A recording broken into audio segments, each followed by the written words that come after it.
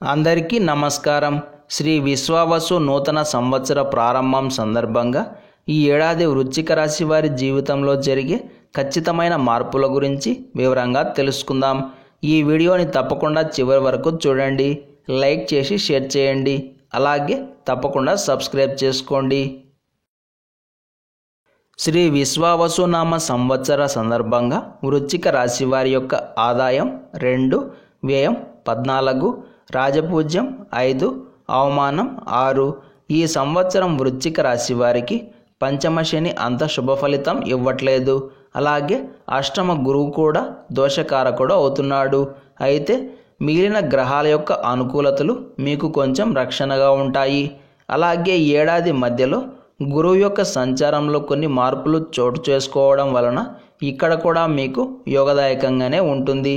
మొత్తం మీద చూస్తే ఈ సంవత్సరం మొదటి 3 నెలలు అలాగే చివరి 3 నెలలు మీకు సుమారుగా విషంగానే ఉంటాయి. ఈ ఏడాది మధ్య భాగం మాత్రం కాస్త ఊపిరి పీల్చుకునే విధంగా ఉంటుంది. కాబట్టి ఎలాంటి ముఖ్యమైన పనులు ఉన్నా ఏడాది మధ్య వరకు పోస్ట్పోన్ చేసుకోండి. గోచారం ప్రకారం గ్రహస్థితులు కాస్త మెరుగుపడడం వలన ఈ సంవత్సరం యొక్క మధ్య భాగం మీకు చక్కగా అదృష్టాన్ని అందిస్తుంది. మంచి యోగకారకులు అవుతారు. ఏది ఏమైనా ఈసారి వృశ్చిక రాశి వారికి అనవసర గొడవలు, నిందలు, అవమానాలు ఎదురవుతూ ఉంటాయి. కాస్త జాగ్రత్త వహించడం మంచిది. కోర్టు కేసుల్లో విజయం దక్కడానికి చాలా కష్టపడాల్సి ఉంటుంది. వాహనాలను కొనుగోలు చేసే యోగం ఉంది.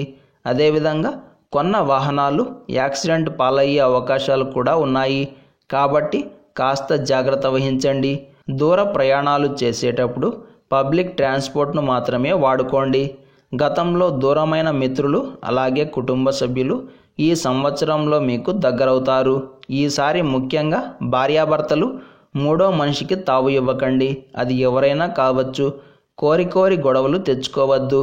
మీ సంతానం వలన బాధ కలగవచ్చు. కోర్టు కేసుల్లో అపజయాలు ఎక్కువగా కనిపిస్తాయి.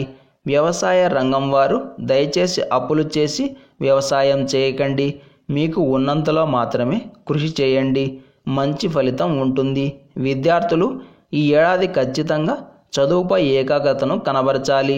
లేకుంటే నష్టం జరిగే అవకాశం ఉంటుంది. చెడు స్నేహాల జోలికి అలాగే చెడు వ్యసనాల జోలికి అస్సలు వెళ్ళకండి. మొత్తం మీద ఈసారి వృశ్చిక రాశి వారు చాలా జాగ్రత్తగా ఉండాల్సి ఉంటుంది. ఇక ఈ సంవత్సరం వృశ్చిక రాశి వారికి ఆశ్వీజ మాసం అంత మంచిది కాదు. పాడ్యమి, షష్ఠి మరియు ఏకాదశి తిథులు మీకు అంతగా అనుకూలించవు. అలాగే శుక్రవారం మరియు రేవతి నక్షత్రం అంత శుభసూచకం కాదు. ఇక వృశ్చిక రాశి వారికి అనుకూలతలు పెరగాలంటే ఏదైనా శక్తిపీఠాన్ని దర్శనం చేసుకోండి. ప్రతిరోజు దేవీ నామ మంత్రాన్ని జపిస్తూ ఉండండి. అలాగే చండీ హోమం చేస్తే చాలా వరకు శుభం కలుగుతుంది. ఎప్పుడైనా సరే ఆకస్మికంగా ఆరోగ్యం బాగోలేకుండా పోతే విష జ్వరాలు కానీ లేదా ఇతర అనారోగ్య సమస్యలు కానీ మిమ్మల్ని వేధిస్తూ ఉంటే తప్పకుండా ఆరోగ్య రక్షా స్తోత్రాన్ని పారాయణం చేయండి. ధన్వంతరి స్తోత్రాన్ని పారాయణం చేయండి. శివారాధన చేయండి. భక్తి శ్రద్ధలతో ఈ విధంగా చేస్తే ఖచ్చితంగా అనారోగ్య సమస్య నుండి విముక్తి లభిస్తుంది.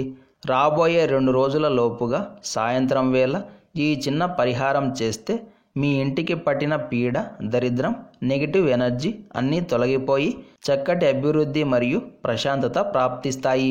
మీరు చేయాల్సిందల్లా ఒక ఆవు పిడకను తీసుకొని దానికి నిప్పు పెట్టి పక్కన ఒక చిన్న గిన్నెలోకి ఏదైనా ఒక నూనె తీసుకొని దానిలో కాస్త బెల్లం వేసి అలాగే సువాసన వచ్చే పుష్పాలను వేసి బాగా కలిపి రగిల్చిన పిడకపై పోసేయాలి.